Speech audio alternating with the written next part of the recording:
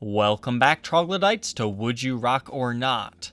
Now, I get a lot of suggestions on my Facebook page, through emails, even on Reverb, of guitars that I should feature on the Would You Rock or Not series.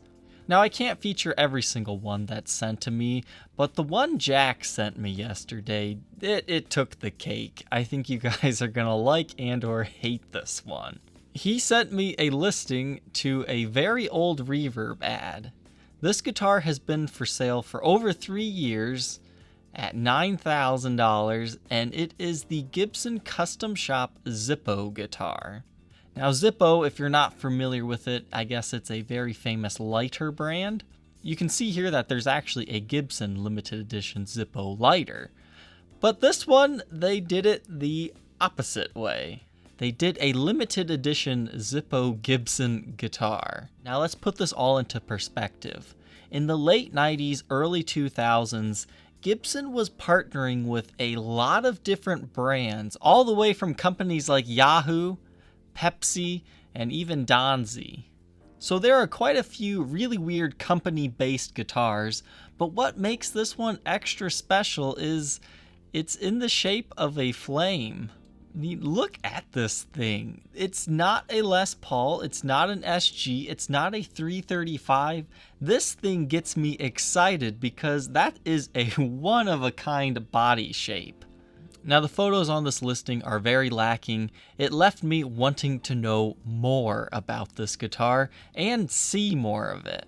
So I did a little bit of research and I found more photos of this really bizarre guitar.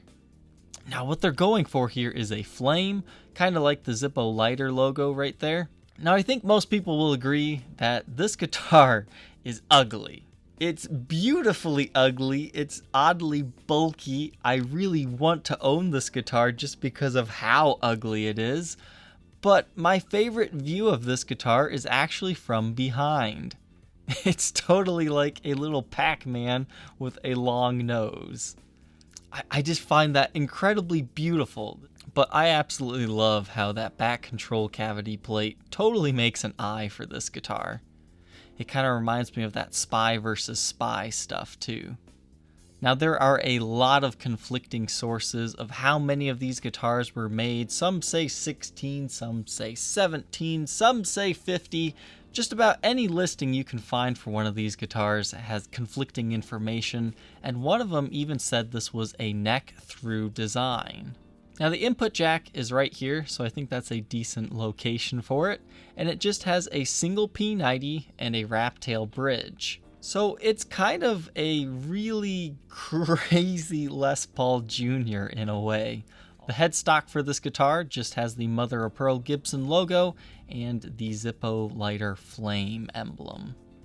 Now the finish on this guitar is actually a red sparkle, so I think this guitar would probably look better in person, but you can see here the limited edition serial number ZIP012, and you also have the Gibson Custom Shop emblem. Now looking at this guitar from this angle, it appears it's just a regular set neck joint like Gibson does, but I think the playability would actually be pretty good. It's kind of similar to an SG where you don't have anything surrounding your fretboard, but you still do have the normal heel in your way. Now the fretboard on this thing says use it to start something, which is probably the slogan for Zippo. I don't know if that necessarily looks fantastic on this thing or not, but hey, at least you have an ebony fretboard on this paired with the mahogany neck and mahogany body. Now even in my research, I've only been able to uncover maybe 3 or 4 of these guitars, and none of them had an official case. So even though I find this guitar to be incredibly ugly, there's something about it that makes me want to have it. I doubt Gibson under any ownership would ever make this body design again. And I believe that is what makes it attractive to me, the limited edition factor. The only question left, would you rock this Zippo Gibson guitar or not? Leave your answer down in the comment section below, and regardless of how you feel about this instrument, don't forget to like, comment, and subscribe, and we will see you tomorrow on the next episode. Take care.